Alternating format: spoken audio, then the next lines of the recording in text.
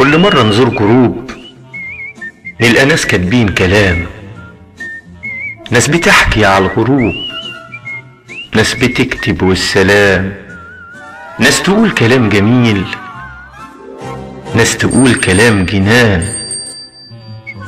لو شباب اكيد نطنش، اما لو بنت ومدام كله يعمل تعليقات اعجابات اصلها مزة تمام.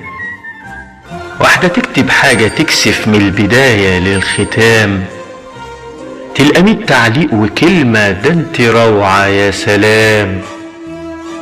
وما قالت نكتة بايخة الشباب في الضحك عام، وانا لو حبيت انكت ابقى بايخ مش تمام.